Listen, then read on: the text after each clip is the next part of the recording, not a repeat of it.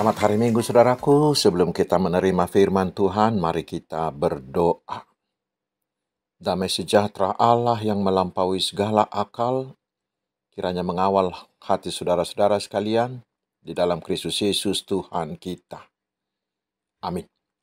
Saudaraku, firman Tuhan yang ditetapkan untuk minggu kedua setelah Trinitatis hari ini adalah dari kitab Rut. Rut pasal yang pertama, ayat 7 hingga ayat 17. Saya bacakan untuk kita, mari kita simak bersama-sama. Maka berangkatlah ia dari tempat tinggalnya itu bersama-sama dengan kedua menantunya. Ketika mereka sedang di jalan untuk pulang ke tanah Yehuda, berkatalah Naomi kepada kedua menantunya itu, "Pergilah, pulanglah masing-masing ke rumah ibunya.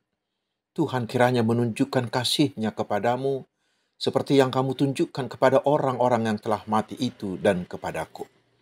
Kiranya atas karunia Tuhan, kamu mendapat tempat perlindungan masing-masing di rumah suaminya." Lalu diciumnyalah mereka. Tetapi mereka menangis dengan suara keras dan berkata kepadanya, "Tidak, kami ikut dengan engkau pulang kepada bangsamu." Tetapi Naomi berkata, "Pulanglah anak-anakku, mengapakah kamu turut dengan aku? Bukankah tidak akan ada lagi anak laki-laki yang kulahirkan untuk dijadikan suamimu nanti? Pulanglah anak-anakku, pergilah. Sebab sudah terlalu tua aku untuk bersuami. Seandainya pikirku ada harapan bagiku, dan sekalipun malam ini aku bersuami, bahkan sekalipun aku masih melahirkan anak laki-laki, masakan kamu menanti sampai mereka dewasa? Masakan karena itu kamu harus menahan diri dan tidak bersuami? Janganlah kiranya demikian anak-anakku. Bukankah jauh lebih pahit yang aku alami daripada kamu? Sebab tangan Tuhan teracung terhadap aku." Menangis pula mereka dengan suara keras. Lalu Orpa mencium mertuanya itu minta diri. Tetapi Rut tetap berpaut padanya. Berkatalah Naomi, "Telah pulang iparmu kepada bangsanya dan kepada para allahnya. Pulanglah mengikuti iparmu itu." Tetapi kata Rut, "Jangan desak aku meninggalkan engkau dan pulang dengan tidak mengikuti engkau. Sebab kemana engkau pergi, ke situ jugalah aku pergi. Dan di mana engkau bermalam, di situ jugalah aku bermalam. Bangsamulah bangsaku, dan Allahmulah Allahku. Di mana engkau mati, aku pun mati di sana, dan di sanalah aku dikuburkan. Beginilah kiranya Tuhan menghukum aku, bahkan lebih lagi daripada itu, jikalau sesuatu apapun memisahkan aku dari engkau, selain daripada maut." Demikian firman Tuhan. Saudaraku yang dikasihi, yang diberkati oleh Tuhan Yesus Kristus, entah kenapa, di mana dan kapan saja, hubungan menantu perempuan dengan mertua perempuannya sering digambarkan penuh konflik, tidak akur. Walau sebenarnya jauh lebih banyak menantu perempuan dan mertua perempuan yang rukun-rukun saja, bukan? Bahkan ada cerita begini. Ketika para ibu muda mengadakan PA, Pak Pendeta bertanya, "Siapakah tokoh Alkitab wanita yang paling mereka kagumi?" Seorang ibu muda menjawab, "Si Hawa." Si Hawa. "Mengapa?" tanya pendeta. Jawabnya singkat saja. "Karena dia tidak punya mertua perempuan." Rupanya hubungannya dengan ibu mertuanya sangat kurang harmonis. Bagi sebagian pasangan, hubungan antara menantu dengan mertua sering kali menjadi pemicu timbulnya konflik kehidupan rumah tangga. Meski demikian, tidak jarang juga mertua menjadi sahabat yang mengasihkan dan yang sangat membantu kehidupan rumah tangga menantu perempuannya. Lalu apa penyebab kurang harmonisnya hubungan mertua dengan menantu? Mungkin karena ada perbedaan usia, perbedaan budaya, perbedaan gaya hidup, perbedaan gaya komunikasi, perbedaan hobi, dan lain-lain. Mungkin juga karena ada stereotip, yaitu mengatakan boruni silidung, goi boruni namora, doi, atau karena berprofesi, dan lain-lain, dan lain-lain. Tetapi bisa juga Karena ibu mertua merasa anak lelakinya itu diambil, tanda kutip, oleh menantunya. Dia mengira dialah yang melahirkan, mengasuh, yang menyekolahkan. Kok sekarang orang baru ini yang menikmati hasilnya? Demikian mungkin pikirnya. Saudaraku, nats kita hari ini menjadi pengajaran bagi kita. Pertama, pengajaran tentang penderitaan. Nama Naomi berarti manis. Namun pada faktanya, hidupnya ternyata pahit. Ia dan keluarganya harus mengungsi ke negeri Moab karena kelaparan terjadi di Israel. Selama 10 tahun mereka tinggal di Moab, dan Naomi mengalami hal yang lebih pahit lagi, yaitu suami dan kedua anak laki-lakinya yang relatif muda meninggal dunia tanpa sempat memberikan cucu kepadanya. Namun, kepahitan itu tidaklah membuat Naomi menjadi lemah iman dan mengutuki Tuhan. Justru kesulitan yang banyak itu malah membentuk pribadi dan imannya menjadi lebih mantap. Naomi adalah sosok perempuan yang mau berjuang menghadapi segudang masalah, tidak menjadikan masalah sebagai kambing hitam. Saudaraku, berkaitan dengan kesulitan dan penderitaan ada dua macam kepribadian manusia. Ada yang seperti telur, ada pula yang seperti bola tenis. Permukaan telur itu halus, tidak seperti bola tenis yang kasar. Tetapi telur itu sangat mudah pecah apabila terbentur dengan benda keras. Sebagian orang memiliki kepribadian seperti telur itu, yang sangat rentan terhadap benturan. Sedikit saja tersinggung, sedikit saja menderita, dia sudah sakit hati. Sedikit kesulitan menimpa dia, dia sudah putus asa. Tetapi bola tenis berbeda, jangankan terbentur, dilempar pun tidak apa-apa. Semakin keras lemparannya, semakin keras pula mentalnya. Kepribadian orang seperti ini tidak mudah pecah, tidak mudah frustrasi, tidak mudah putus asa. Itu yang pertama. Yang kedua, pelajaran tentang hubungan ibu mertua dengan menantu perempuannya. Kisah Naomi dan Rut di dalam kitab Rut adalah contoh baik bagi hubungan antara mertua dengan menantu. Mari kita telaah. Pertama, Naomi bersikap manis terhadap kedua menantunya. Kehilangan kedua anak lelaki tidaklah membuat Naomi menyalahkan kedua menantunya dengan menyangka mereka telah berbuat yang tidak pantas kepada suami mereka.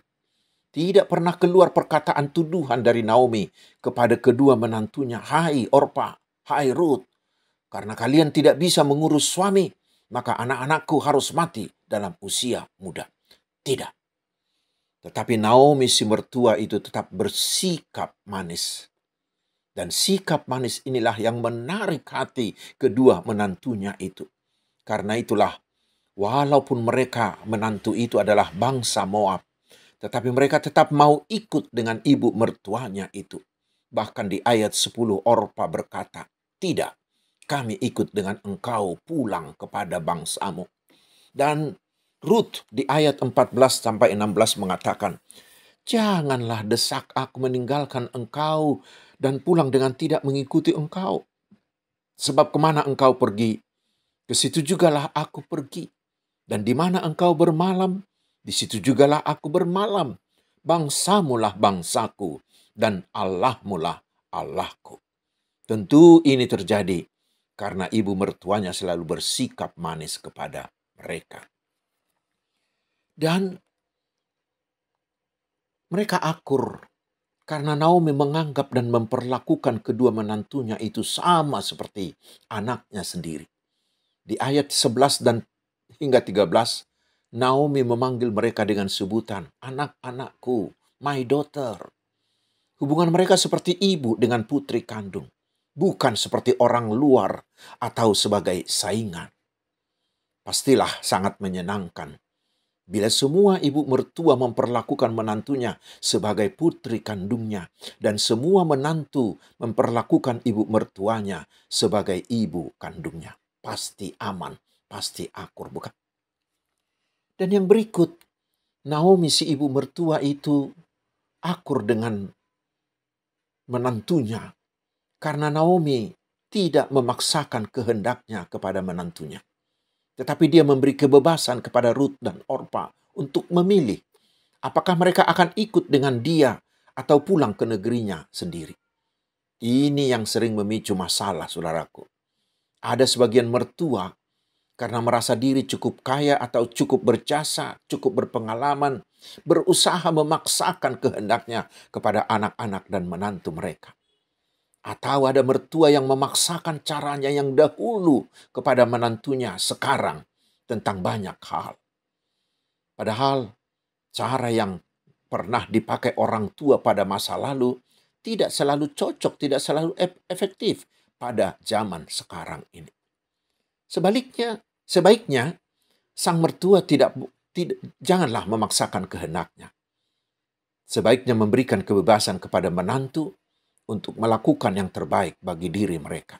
Kita, para orang tua, hanya memberikan nasihat saja. Lalu yang berikut, saudaraku, Naomi dan Ruth dan Orpa itu sangat harmonis karena Naomi sang mertua itu memikirkan kebaikan menantunya. Dia menyadari bahwa Ruth masih muda dan membutuhkan seorang suami yang bisa menjadi sandaran hidupnya. Dan Naomi mencarikan suami bagi menantunya yang telah menjadi janda itu. Hal ini sangat jarang terjadi, bukan? Banyak mertua malah berkata, "Enak saja engkau, anakku sudah mati, sekarang menantuku itu malah mencari jodoh baru. Aku sudah janda, biarlah menantuku menjadi janda juga." Tidak, dia tidak mengatakan begitu. Naomi tidak bersikap demikian, tetapi dia memikirkan kebaikan menantunya. Bahkan lebih jauh lagi. Mungkin karena kemiskinan, Ruth menjadi seorang wanita yang sangat bersahaja. Ruth, si menantu perempuan itu, kurang memperhatikan penampilannya. Akibatnya dia nampak lebih tua dari usia yang sebenarnya. Naomi sang mertua yang mengetahui kelemahan Ruth itu tidak menyoroti dan menjelek-jelekkan menantunya itu di depan orang lain. Tetapi justru ia menasihati Ruth agar ia mau berdandan rapi, mandi, berurap, dan berpakaian baru agar Ruth terlihat lebih cantik. Di pasal 3 ayat pertama hingga ayat kelima, bahkan Naomi mengajari Ruth langkah-langkah yang perlu dilakukan untuk mendapatkan perhatian Boas. Seorang mertua perempuan yang luar biasa, bukan? Tetapi masih ada yang lebih penting, saudaraku. Bila kita membaca ayat 16 hingga 17, mereka begitu akur karena si Naomi, si mertua boru itu berhasil mempersaksikan imannya kepada menantunya. Naomi adalah seorang mertua yang cinta Tuhan. Dan itu nampak dalam perbuatannya. Dan perbuatannya itulah yang dilihat para menantunya. Naomi adalah contoh seorang penginjil pribadi. Dia memperkenalkan Allah yang disembahnya kepada menantunya, terutama melalui perilakunya. Hasilnya, saudaraku, menantunya menjadi seorang pengikut Allah yang setia dengan berkata, "Tuhanmu adalah Tuhanku, Allahmu adalah Allahku." Naomi seorang mertua yang berhasil meyakinkan menantunya tentang Allah Yahweh yang disembahnya. Sehingga hubungan mereka bukan sekedar hubungan darah, tetapi juga hubungan iman. Saudaraku yang diberkati Tuhan Yesus, itulah dari segi ibu mertua. Lalu sekarang, apa yang harus dilakukan para menantu supaya akur? Mari kita teladani si Ruth, sang menantu itu. Pertama, walau tidak ada lagi yang diharapkannya dari seorang mertua yang sudah tua, yang miskin dan tidak punya apa-apa lagi, tetapi dia seorang menantu yang membuat mertuanya sebagai ibu kandungnya yang perlu ditemani, yang perlu dirawat, dan perlu dikasihi. Sehingga di ayat 16 hingga 17, Ruth berkata kepada mertuanya, "Kemana engkau pergi? Ke situ jugalah aku pergi. Bangsamulah bangsaku, dan Allahku, di mana engkau mati, aku mati di sana, dan di sanalah aku dikuburkan. Bahkan di ayat 17 dikatakan, hanya mautlah yang bisa memisahkan kita. Luar biasa.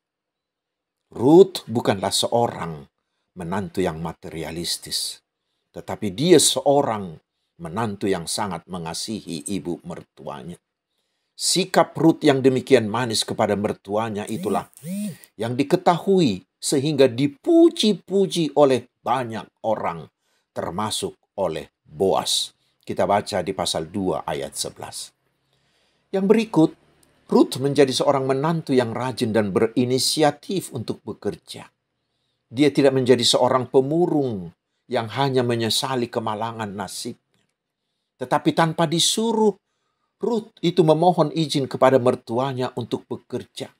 Kita baca di pasal 2 ayat 7. Dan dengan rajin, Ruth terus sibuk bekerja dari pagi sampai siang tanpa berhenti. Dan yang berikutnya, saudaraku, Ruth mau mendengar nasihat mertuanya. Sebagai seorang pendatang dari bangsa Moab, pastilah Ruth kurang memahami adat istiadat orang Yahudi. Karena itu, Naomi banyak membimbingnya, khususnya pada waktu ia mencari seorang penebusnya, yakni Boas. Dan Ruth taat terhadap nasihat Naomi mertuanya. Sehingga di pasal 3 ayat 5 dia mengatakan, segala yang engkau katakan itu akan kulakukan. Menantu yang sungguh-sungguh penurut bagi mertuanya. Jadi kesimpulannya, saudaraku, mertua dan menantu sangat akur karena mereka saling mengasihi, saling memperhatikan, dan saling baik satu sama lain. Dan karena itulah mereka bersahabat kental. Bagi mereka, bersahabat jauh lebih baik, lebih enak, dan lebih mensukacitakan daripada hubungan sebagai mertua dan menantu. Karena itulah juga Tuhan Yesus mengatakan, aku tidak menyebut kamu lagi hamba, tetapi aku menyebut kamu sahabat. Yohanes 15 ayat 15. Itu dimulai dengan menjadikan menantu sebagai anak kandung dan mertua sebagai ibu atau orang tua kandung. Karena itu ada seorang ibu pernah memperkenalkan parumainnya dan memperkenalkan helanya dengan sebutan, ini parumainku dan beruku. Ini helakku, anakku, katanya. Saudaraku, ada lagi hal penting dari nats ini. Kitab Rut ini dituliskan untuk memberikan contoh bagi Israel dan bagi kita sekarang. Kita tahu Israel tidak boleh mengawini orang asing, terutama orang Moab, karena berbeda agama, berbeda Allah sembahan. Bahkan di zaman Nehemia, mereka disuruh harus menceraikan perempuan asing itu. Tetapi melalui kisah Rut ini, Tuhan mau mengatakan kepada Israel bahwa mereka dilarang mengawini perempuan asing bukanlah karena diskriminasi, bukanlah karena persoalan suku, persoalan marga atau bangsa, bukan. Tetapi adalah menyangkut iman. Supaya mereka jangan mengikuti perbuatan Salomo dan Raja Israel lainnya yang mengawini istrinya dari bangsa lain. Tetapi bukan hanya istrinya yang datang ke Israel, tetapi para istrinya itu justru membawa ilah-ilah, membawa Allahnya dan mewajibkannya menjadi sembahan bagi Israel. Ingat misalnya Ahab yang mengawini Isabel, yang kemudian menjadikan dewa Baalnya menjadi Allah Israel, dan itu membuat Israel berbalik dari Allah. Tetapi kisah Rut justru sebaliknya. Inilah juga panduan bagi kita, bahwa anak-anak kita bisa mengawini suku atau bangsa lain asalkan mereka mau tetap setia menyembah Allah yang kita kenal dalam Yesus Kristus. Asalkan mereka mau seperti Rut yang mengatakan, Allahmu lah Allahku. Asalkan mereka tetap setia mengatakan, hanya Tuhan Yesuslah juru selamat bagiku. Bagi kita, siapapun bisa menjadi hela dan parumain kita, asalkan mereka adalah orang yang tetap setia kepada Tuhan Yesus.